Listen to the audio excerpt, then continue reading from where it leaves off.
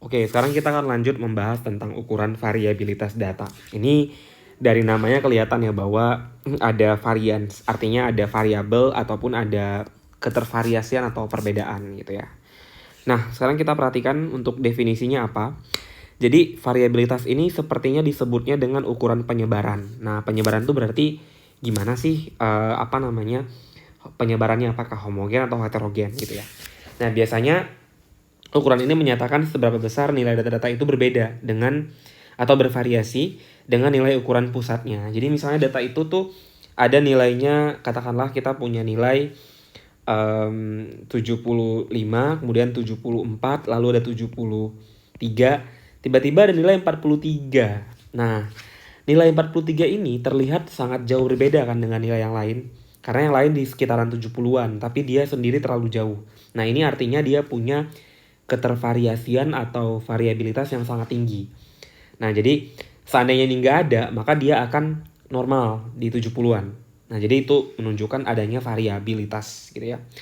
Nah, atau kita sebutnya juga dengan penyimpangan. Jadi, tadi yang saya bilang ada 75, 74, 73. Tiba-tiba ada 40-an, itu sangat menyimpang dari yang lain. Nah, jadi sangat berbeda dari yang lain. Jadi kalau ada orang yang perilakunya berbeda dari yang lain tuh juga dianggap menyimpang kan, karena terlalu berbeda karakteristiknya. Nah, itulah sebabnya ukuran variabilitas ini dikenal juga dengan ukuran penyimpangan atau dispersi. Jadi itu ya definisi dari variabilitas. Kita perhatikan contoh. Nah, di sini kita punya dua kelompok ya. Kalian bisa lihat kelompok A, ada kelompok B.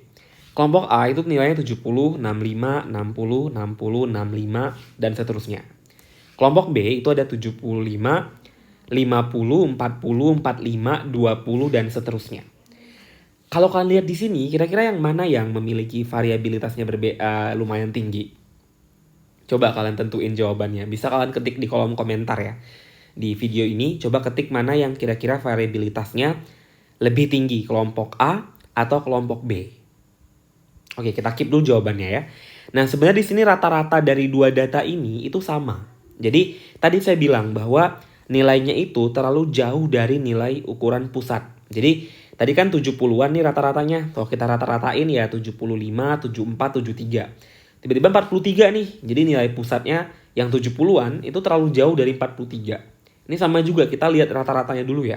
Nah, ini rata-rata untuk kelompok A dan kelompok B itu harusnya nggak terlalu berbeda. Kita bisa perhatiin ya.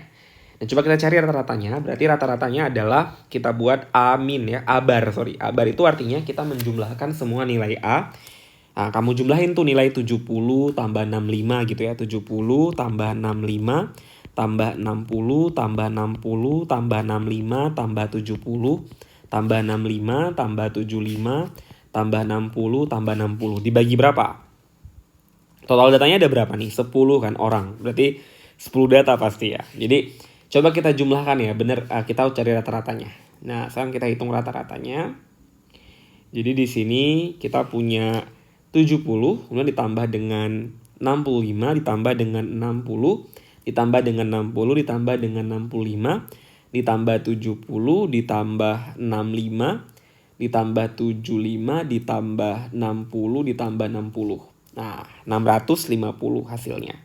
Dibagi dengan 10 berarti berapa? 65. Berarti rata-rata 65. Nah, kita anggap 65 ini adalah nilai pusatnya atau kira-kira nilainya akan berkisar di 65 semuanya untuk setiap orang. Nah, sedangkan kelompok B sama. Kalau kalian cari rata-ratanya, itu juga jumlahnya 650 dibagi 10, 65. Tapi perhatikan yang saya bulatkan tadi ya. Perhatikan nilai rata-ratanya 65 kan. Tapi di sini nilainya 50, 40, 45, 20. Di mana mereka ini sangat jauh dari angka 65. Maka variabilitasnya lebih tinggi untuk yang B dibanding kelompok yang A. Kalau yang A tuh ya nilainya tuh hampir deket-deket 65 semua, nggak ada yang terlalu jauh. Ya kan? Nah, jadi itu sebenarnya disebut dengan variabilitas. Jadi bisa jadi dua kelompok data punya rata-rata yang sama, tapi variabilitasnya beda. Nah, jadi tidak menjamin ya rata-ratanya tidak menentukan variabilitas. Jadi bisa jadi sama, tapi variabilitasnya bisa jadi beda. Gitu ya. Kita perhatikan kembali. Ini sudah dihitung sebenarnya. Jadi rata-ratanya 65, kemudian kita perhatikan contohnya yang angka 20 aja nih kan, jauh banget dari 65. Jadi ini sangat tinggi variabilitasnya. Oke, sekarang kita perhatikan. Nah, jadi kalau disuruh kalian untuk menentukan kira-kira bagaimana keberhasilan mahasiswa, maka tentu kita bisa katakan bahwa kelompok A itu mahasiswanya lebih berhasil dibanding kelompok B. Kenapa? Karena kelompok A itu mahasiswanya punya nilai yang hampir sama semua dengan nilai rata-ratanya tadi 65. Ya, artinya lebih berhasil. Sedangkan ya karena prestasinya hampir merata, berarti kelompok A itu rombongan belajarnya semuanya hampir berhasil. Sedangkan kelompok B, karena nilai yang sangat menyimpang ini ya, 45, 40, 50, itu menyebabkan kelompok B itu tidak lebih berhasil atau kurang berhasil dibanding dengan kelompok yang A. Karena prestasinya tidak merata, meskipun menariknya lihat di kelompok B ini, nilainya ada yang terlalu tinggi ya. Nilai salah satunya ada yang terlalu tinggi, yang 85 lah, 90 lah. Sementara di kelompok A, itu nggak ada nilai 90 dan 85. Tapi merata nilainya di 65-an.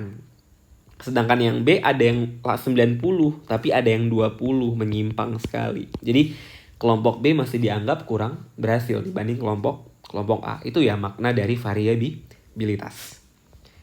Nah, sekarang kita perhatikan kembali.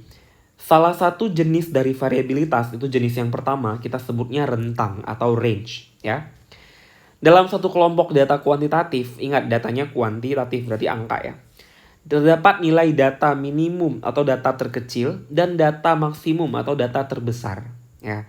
Sekarang kita lihat kelompok A dan kelompok B. Range-nya beda atau tidak? Nah, kita perhatikan. Nilai tertinggi di kelompok A berapa? Nilai tertinggi di kelompok A itu adalah, ya coba di sini kalian bisa cari dulu ya sebelum saya jawabannya. Coba kalian tentukan mana nilai tertinggi dari kelompok A. Terendah di kelompok A yang mana? Jadi kalian cari dulu A yang paling tinggi, kita sebutnya A. AT, A tinggi. A rendah, A paling rendah. Cari juga B tinggi sama B yang rendah. Nah, berapa nilainya? Masukkan di sini, kalian komen aja di bawah. Atau kalian ingat-ingat aja, kalian coret-coret boleh juga. Udah, sekarang kita boleh lanjut ya. Nah, ini kita perhatikan nilai tertinggi di kelompok A itu 70. Ya, skor maksimumnya. Sepertinya salah ini. Skor tertingginya adalah 75. Ini paling tinggi 75, bukan 70. Terganti ya 75. Terendahnya 60. Berarti dikurang 60. Berarti harusnya 15 ini ya. Dikoreksi ya. Sedangkan kelompok B yang tertingginya 90, benar ya. Terendahnya adalah 20. Berarti 90 kurang 20, 70. Jadi range di kelompok B itu rentangnya adalah 70. Sedangkan kelompok A rentangnya hanya 15. Jadi kalau rentangnya lebih tinggi, berarti variabilitasnya lebih tinggi. Ukuran penyimpangannya lebih tinggi. Jadi ini paling tinggi penyimpangannya. Karena terlalu besar nilai range atau rentang data. Ingat ya, rentang data ini kan ukuran variabilitas. Salah satu contohnya. Berarti dia salah satu bentuk dari penyimpangan. Karena tadi variabilitas kita simpulkan sebagai ukuran penyimpangan data. Jadi kalau makin gede rentangnya, maka datanya lebih menyimpang. Paham ya? Jadi kalau di sini otomatis membuat nilai range tinggi, maka variabilitasnya juga semakin tinggi, maka otomatis penyimpangannya juga makin besar. Ya. Penyimpangan itu juga makin besar, gitu ya. Nah, sekarang kita perhatikan kembali, ini dikoreksi tadi ya. Jadi ini adalah 75, ini 15 ya tadi ya. Nah, sekarang kita perhatikan kalau tadi kan datanya tunggal ya. Kalau datanya kelompok gimana? Nah, data yang kelompok kayak kita belajar di pertemuan-pertemuan awal. Kalau datanya kelompok, jadi skor maksimum itu ditentukan ya dengan menghitung titik tengah pada kelas interval pertama dan terakhir. Nah, interval pertama sama terakhir. Di sini ada berapa kelas? Ada 1, 2, 3, 4, 5, 6, 7. Nah, kita lihat sekarang. Titik tengah berarti yang tengah dari interkelas pertama. Nah, kelas pertama itu 61 ke 65. Berarti 61, 62, 63, 64, 65. Titik tengahnya yang mana? Titik tengahnya adalah yang 63 kan? Nah, ini titik tengahnya. Berarti kita udah tahu titik tengah di kelompok 1 itu adalah 63. Kemudian titik tengah yang interval terakhir kan yang kelas 7 berarti kelas yang paling jauh. Kelas 1 sama kelas paling ujung kan. Kelas pertama sama kelas terakhir. 91 ke 95 berarti 91, 92, 93, 94, 95. Berarti titik tengahnya yang mana? Ya, yang 93 ya. Berarti karena dia tadi paling besar. Maka otomatis nilai rentangnya, nah rentangnya adalah titik tengah dari kelas akhir 93 dikurang titik tengah dari kelas yang awal, yang pertama ya. Jadi selisihnya adalah 30. Oke, jadi itu cara mencari rentang kalau datanya kelompok ya. Kalau datanya tunggal kayak tadi aja, lihat langsung angkanya langsung ketahuan ya. Jadi kalau tunggal seperti ini, kalau kelompok seperti ini cara carinya. Oke. Nah, ingat kalau RS atau sekarang yang kedua. Nah, jadi ini yang kedua ya kita sebutnya. Kalau tadi rentang tuh yang pertama. Yang kedua namanya rata-rata simpangan atau RS ya. Jika RS-nya kecil, itu berarti nilainya terkonsentrasi di nilai pusat ya, nilai tengah tadi ya, atau nilai rata-rata ya. Kalau RS-nya besar, rata-rata simpangannya besar, berarti nilainya tuh tersebar jauh atau tidak terkonsentrasi atau nggak mirip. Kalau yang ini tuh datanya hampir-hampir sama. Jadi data-data di yang RS kecil itu hampir sama dengan rata-ratanya. Tapi kalau RS-nya besar, dia jauh dari rata-ratanya ya. Kita lihat contohnya. Untuk menghitung TS ya, untuk data tunggal atau ini kok TS ya, kayaknya RS ini. Salah saya, ini RS ya. Nah, jadi kalau datanya tunggal, menghitung RS itu adalah sigma dari XI. XI itu apa? Data ke I. Ya, data ke berapa? Ke 1, ke 2, ke 3, dan seterusnya. Kalau X bar itu rata-rata ya. Kalau N adalah banyaknya data. Coba kita hitung ya. Berarti, untuk menghitung RS.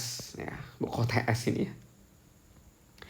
Hitunglah RS dari data mata kuliah statistik berikut ini. Nah, pertama kali untuk menghitung RS, kalian harus ingat untuk hitung RS tadi yang diperlukan adalah sigma kali XI dikali X bar. Berarti yang perlu dihitung awal kali, langkah pertama, itu hitung dulu ya. Hitung dulu X bar atau rata-ratanya. Nah, itu yang pertama dihitung. Hitung rata-rata mudah ya, jumlahin aja semua angka ini. Bagi sama jumlah datanya. Jumlahkan. Jumlah datanya ada 10. 1, 2, 3, 4, 5, 6, 7, 8, 9, 10. Maka dibagi 10. Totalin 700 bagi 10, 70. Berarti X bar atau rata-ratanya adalah 70 ya. Maka RS-nya adalah sigma dari XI kurang X bar. Nah, paham ya? XI itu apa? Tadi kan X barnya 70 ya. Jadi di sini kita pakainya kan tanda mutlak ya. Nih, perhatikan ya mutlak ya. Mutlak itu artinya gimana? Kalau negatif, dia tetap positif. Jadi kalau tandanya ada mutlak begini, kalau hasilnya kalian dapatnya negatif, tetap jadinya positif. Contoh, ini XI ke X bar. Pertama lihat data pertama. Data pertama, jadi yang dihitung itu sebenarnya di sini udah nilai XI-nya. Jadi kita lihat ya. Jadi di sini ini sebenarnya 30 ini diperoleh dari X1 dikurang X bar. X1 tuh yang mana? 40. Jadi 40 dikurang X bar, 40 kurang 70. Jadi 40 kurang 70. Jadi 40 kurang 70. Hasilnya kan min 30. Tapi kalau nggak ada min di sini tetap 30, Pak. Karena tadi ada tanda mutlak. Jadi yang negatif dipositifkan, maka jadinya 30. Paham ya? Lalu yang 20 dari mana? Berarti data kedua, X2 dikurang X bar. X2 kan 50 nih datanya. Nah, data yang tadi yang awal nih 40, data pertama. Ini X1, ini X2, ini X3, ini X4, sampai X10 gitu. Maka data kedua X2-nya 50 kan. Berarti 50 dikurang 70 minus 20. Dimutlakkan, maka jadinya plus 20. Dan seterusnya. Lalu dibagi sama N, jumlah datanya 10. Maka dapat nilainya 120 dibagi dengan 10. Hasilnya 12. Perhatikan nih, 12 nilai dari RS. Sedangkan 70 nilai dari rata-ratanya. Jauh banget kan? Ini artinya dia sangat besar penyimpangannya. Karena rata-rata simpangannya terlalu jauh dari rata-rata datanya. Nah itu ya. Kalau data kelompok gimana? Beda lagi rumusnya. Data kelompok itu dicarinya agak ribet lagi ya. Jadi yang pertama kalian harus rata-rata simpangannya rumusnya adalah sigma dari FI dikali XI kurang X bar dibagi dengan sigma FI. Nah ini agak-agak mirip ya sebenarnya. Yang pertama cari dulu. Jadi data pasti sudah ada, data kelompok interval sudah ada. Data kelompok kan ada intervalnya. Lalu ada frekuensi. Nah biasa kan ada frekuensinya. Ini jangan mikir dari mana ya. Emang sudah datanya sudah kayak gini memang. Yang pertama cari dulu. Jadi tabel awalnya cuma ini sebenarnya. Cuma 2 ini aja. Tabel awal. Nah ini kita sebut dengan data awal. Nah data awal. Lalu data awal ini dikembangkan, ditambah kolomnya. Ditambahin kolom ketiga, keempat, kelima, keenam. Nah jadi ditambahin kolomnya. Jadi kolom yang ketiga itu titik tengah. XI itu titik tengah di sini maknanya. Jadi di sini XI itu bukan data keberapa. Tapi kalau yang tadi kan XI itu data keberapa kalau data tunggal. Tapi kalau di sini kalau datanya bentuknya kelompok, kita ingatnya XI itu titik tengah, ya. Titik tengah. Jadi dari 52 ke 58 titik tengahnya 55. Kalau nggak percaya kita buktiin. Jadi coba hitung aja. Jadi 52, 53, 54, 55, 56, 57, 58. Tengahnya kan ini pas banget. Ya, jadi 55. Pak, kalau datanya, ini kan ganjil datanya ya. 1, 2, 3, 4, 5, 6, 7. Kalau datanya genap gimana? Tengah-tengahnya berarti, misal nih contoh ya. Misalnya ternyata 52, 53, 54, 55. Titik tengahnya yang mana? Ini. 53 tambah 54 dibagi 2. Jadi kalau kalian dapat ternyata datanya genap, ya interval datanya genap, itu berarti titik tengahnya adalah yang tengah-tengah ini. Berarti karena di antara 53 sama 54, ya berarti 53,5. Jadi XI-nya adalah 53,5. Kalau untuk kasus yang ini ya, jangan bingung ya. Maka ini 55. Untuk 59 sampai 65 caranya sama ya. Dibuat dulu rentang datanya, cari data tengah. Nanti dapat nih semua sampai yang terakhir. Lalu kalian buat lagi yang keempat. Yang keempat itu adalah perkalian dari FI kali XI. Frekuensi kali nilai tengah. Kaliin aja 2 kali 55, 110. 6 kali 62, 6372 dan seterusnya. Lalu jumlahkan sigma. Ini sigmanya. Sigma dari FI kali XI. Ini ya nilainya ya. Kemudian cari nilai XI dikurang X bar. Nah ini menarik ya. Jadi di sini kenapa nilainya langsung diperoleh 21. Dari mana dapatnya? Gitu ya.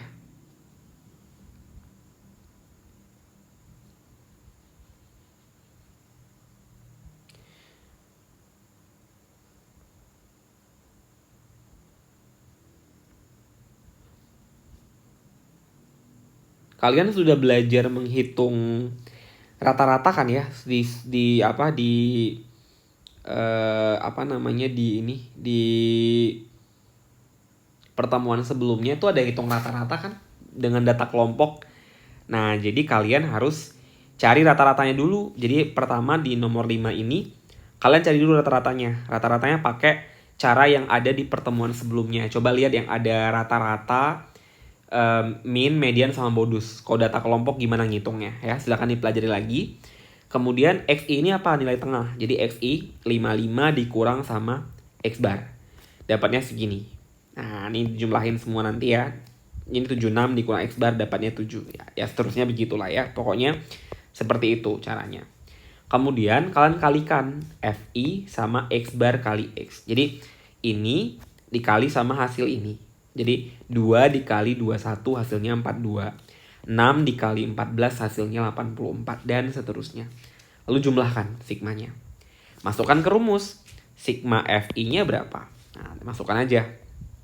Jadi ini X barnya udah dihitung juga nih sebenarnya. Oh, sorry. Ngitung X bar kalian boleh pakai cara ini sebenarnya lebih mudah. Sigma FI kali XI. Ini kan sudah ada ya. FI kali XI-nya. Sigmanya yang ini. Nah, 3800 dibagi sama frekuensinya N. Bagi 50, hasilnya 76. Ya udah berarti udah nggak capek lagi. Berarti X barnya 76. Berarti XI dikurang 76. Jadi 55 dikurang 76 itu kan 21 ya. Tapi kan ini mutlak tandanya, makanya jadinya minus 21 jadi plus juga. Dan gitu lagi ya, berarti 76, berarti ini 62 kurang 76, 14 kan, minus kan. Tapi tetap aja dipositifkan. Nah gitu, jadi nggak perlu dicari dengan, ini udah kita kembali ke cara yang sebelumnya ya. Sama aja nih, ada saya ajarin. Lalu tinggal dikali sigma FI-nya berarti ini ya, FI kali XI kali XI kali XI kurang X bar kan, ini kan. Ini nilainya kan yang ini sebenarnya. Sigma ini kan sigma tadi dijumlahin. Hasilnya ini ya. Lalu dibagi sama sigma FI-nya yang 50. Penjumlahan tuh sigma ya, jadi dibagi 50. Dapatnya 7, berarti rata-rata simpangannya 7. Nah perhatikan aja ya, tadi rata-ratanya 76, X-barnya 76. Tapi RS-nya 7. Jauh banget kan dari ini. Jadi kayaknya ini juga lumayan besar gitu penyimpangannya ya. Sekarang kita lihat lagi yang kemudian ada namanya simpangan baku atau standar deviasi. Nah kalau simpangan baku itu ukuran penyebaran data yang dianggap paling baik dari ukuran penyebaran data yang telah dibahas sebelumnya. Karena memiliki kebaikan secara sistematis untuk ukuran penyebaran. Kita bisa perhatikan di sini. Untuk menghitung SD, jadi rumusnya adalah akar dari sigma dari XI kurang X bar dibagi N. Ini kalau datanya tunggal. Jadi coba kita lihat lagi caranya. Misalnya kayak gini. 3, 5, 5, 5, 6, 7, 8 ya. Pertama hitung dulu X barnya. Nah, kita mau hitung standar deviasi kan. Pertama hitung X bar dulu. Jumlahin datanya semua bagi total data. Totalnya 7, 1, 2, 3, 4, 5, 6, 7 ya. Bagi 7 ya. Dapatnya 6. Kemudian hitung XI-nya. Nah, jadi XI-nya di sini justru sebenarnya angkanya langsung yang dimasukkan. Jadi data keberapa? Misalnya data pertama tadi ya 3 gitu ya. Kedua 5. Ini tabel bantu ya sebenarnya. Ini tabel bantu biar mudah. Ya. Jadi kemudian XI kurang X bar. X bar kan sama semua 6 ya. Jadi X barnya sama dengan 6. X bar itu 6. Berarti 3 dikurang 6 minus 3 gitu kan. Kemudian 5 kurang 6 minus 1. Ini sebenarnya nggak usah diminusin sih. Jadi better di pluskan aja. Ini pluskan aja semua gitu ya. Begitu seterusnya dijumlahin totalnya berapa gitu ya. Totalnya adalah kemudian totalnya ini 20. Jumlahin semua ya. Kemudian ternyata dikuadratin ya. Sorry ada kuadratnya kan tadi di rumusnya. Ini nggak ada.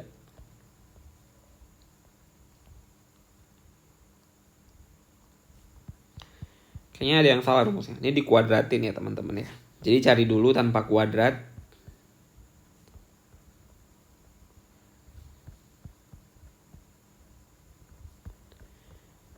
Nah ini.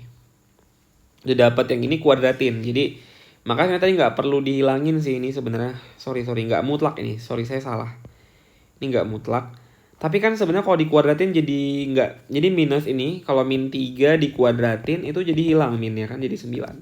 Ini kan kuadrat. Nah ini kan XI kurang X bar. Ini XI kurang X barnya kuadrat. Jadinya min 3 kuadrat. Ya jadinya 9. Min 1 kuadrat jadi 1. Min 1 kuadrat jadi 1. Gitu ya. Kemudian totalnya dijumlahin jadi 20. Nah, maka hasilnya sigma dari 20 bagi 7. Akarnya 1,69. Cari akar ya. Di kalkulator bisa kalian cari. Kalau datanya kelompok gimana? Nah, kalau untuk populasi itu rumusnya kayak gini. Sigma dari FI kali XI kuadrat dikurang sigma FI XI dikuadratkan. Lalu dibagi sama sigma XI dibagi N. Kalau S untuk data sampel beda lagi rumusnya. Yang mau saya bilang adalah ini yang saya ungukan sama yang saya kasih warna biru itu beda maknanya. Bayangkan ya. Kalau yang saya kasih warna biru itu artinya kalian tambah dulu baru kuadratkan. Ya. Jadi tambah dulu baru kuadrat. Itu maknanya. Jadi setelah kalian tambahkan baru kalian kuadratkan. Kuadrat. Kalau yang ungu, nah bedanya. Kalau yang ungu itu kalian tambah kalian kuadrat dulu masing-masing, baru kalian tambah. Itu ada bedanya. Nanti kita lihat bedanya gimana ya. Contoh, hitung standar deviasi untuk data kelompok yang seperti ini. Ini tabel awalnya cuma ada ini aja ya teman-teman ya. Ini tabel awal. Jadi ini tabel awal. Ditambah nih tabel 3, 4, 5, 6. Kolom ke 3, 4, 5, 6 ditambah. Tabel bantu namanya. Jadi di sini kita bisa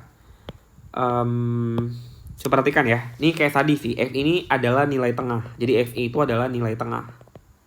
Jadi dicari aja nilai tengahnya. Dari yang 52 sampai 58 tengah aja berapa. Udah. Lalu dikalikan FI kali XI. Kalikan FI sama XI-nya. Frekuensi kali nilai tengah. Dapat semua. Hitung ini sigmanya. Lalu cari FI kuadrat. Nih, jadi FI kuadrat itu ini.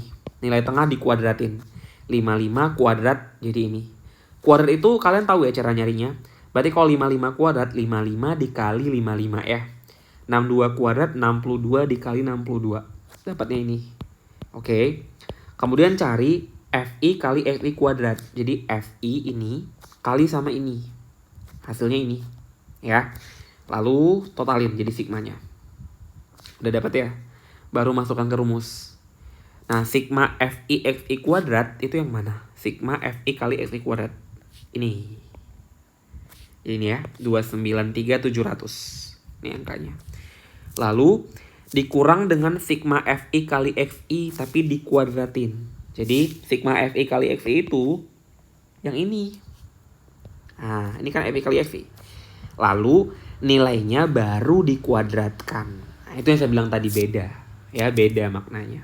Jadi dikuadratkan dibagi sama sigma FI, frekuensinya 50 ya. N-nya 49.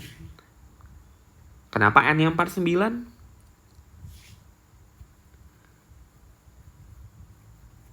Harusnya N-nya 50 kan?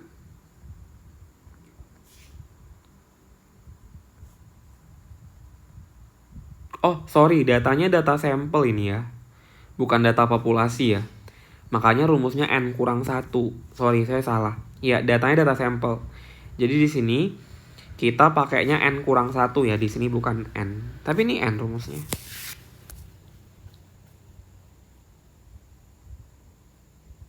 Enggak lah. Ini 50 ya teman-teman. Saya salah. Tetap 50 ya. Cari dulu nih. Ini dikuadratkan. Jadi 3.800 dikali dengan 3.800 bagi 50. Dapatnya ini. Lalu ini kurang ini. Dapatnya dibagi 50 dapatnya akar 100. Itu 10. Dapat jawabannya. Gitu ya. Nah ini soal latihan. Kalian silahkan kerjakan. Tugasnya adalah menghitung simpangan baku. Berarti yang mana? Simpangan baku itu yang tadi ya. Simpangan baku itu standar deviasi yang terakhir. Coba belajar ngitung standar deviasi ya. Atau simpangan baku untuk ini. Saya tambah deh, kayaknya 2 deh. Saya maunya kalian hitung rata-rata simpangan juga. Saya tambah ya soalnya 2. Jadi yang pertama hitung Jadi di sini yang tugasnya adalah yang pertama ngitung dulu RS atau rata-rata simpangan. Yang kedua hitung SD atau simpangan baku. Ya. Jadi coba latihan, belajar untuk menghitung ini. Lalu nanti hasilnya bisa kita kumpulkan di GC. Kita akan kalau ada diskusi boleh di dalam grup ya. Terima kasih banyak sudah nonton video sampai akhir. Mungkin bisa diulang-ulang ya kalau kurang jelas atau bisa diskusi juga. Sekian dari saya. Sampai ketemu.